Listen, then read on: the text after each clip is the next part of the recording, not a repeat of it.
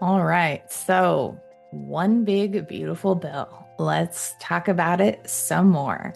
My name is Christina Hagany. I'm the president of Valor Payroll Solutions, and we help small business owners make payroll easy. Um, but more and more, payroll is just not easy, and that's okay. So, of course, as you're probably aware, we had the One Big Beautiful Bill Act passed this year, and employees can now claim eligible tips and eligible overtime amounts as a deduction of their taxable income when they file their income tax return. Originally, employers were supposed to calculate these amounts for the employees and provide that to them in a report of some sort. But now there is not going to be a penalty for employers who do not comply. So, where does that leave us?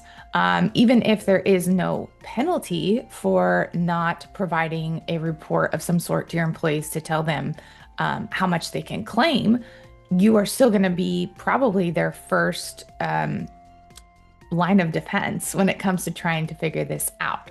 So I wanted to break down a couple of key points when it comes to the overtime portion, because this is going to be pretty tricky, especially if you're in a state like California that doesn't follow federal overtime rules. So at a federal level, overtime is 1.5 times the employee's regular rate of pay for all hours worked over 40 in a work week. Now, if the employee just has straight hourly pay and they make $10 an hour, they're going to make $15 an hour in overtime. But if they have, bonuses, commissions, other things that could factor into that regular rate of pay, then you're going to have to do some additional math when it comes to this. So the amount that the employee can claim on their income tax return is only the premium pay and only following federal overtime rules. So what does that mean? So in that example, if an employee is making $10 an hour and they work overtime hours and they get $15 an hour for the overtime hours, they can only claim the additional $5 an hour, not the full $15 an hour. Let me say that again. So if the employee makes $10 an hour and their overtime is $15 an hour, the amount that they can claim is the additional $5 an hour. So the amount that they would have been paid if it was paid at regular time is not included in this overtime premium amount that can be exempted. So when an employee is looking at their pay stub, which they will have to because the W-2 will not show them a breakout of overtime, that could look a lot of different ways. So for example, in our system, we can do overtime where it's 1.5 times the rate of pay and everything goes under that overtime pay code, in which case you are going to have to figure out how much of that is just the additional premium versus how much of that is the straight pay that they would have received anyway, which is not counted in the amount that can be exempted. Some systems, though, will have an overtime premium pay code, which will, in that scenario, will pay all hours under regular at the regular rate. And then the additional amount for the overtime will be broken out in that overtime premium pay code. Now, if you are lucky enough to be using that type of setup, then that overtime premium that is solely the additional overtime amount is what is going to be claimed. But most often we find that people are using the more traditional payroll reporting where all overtime pay, including that straight time amount, if that makes sense, is included in that overtime line. And then to make it more complicated, even if you're in a state like California where overtime is paid anything over 8 hours in a day, you still have to follow federal rules. So in those scenarios, you're going to be doing a lot of math because, for example, in California, if someone worked 4 10-hour days and they were paid 32 regular hours and 8 overtime hours following California rules, none of that would be considered as overtime premium for the Big Beautiful Bill Act because following federal rules, it's only over 40 hours in a work week and therefore no federal overtime was earned. So this is going to really have to be a case by case basis as far as how you're doing the calculations.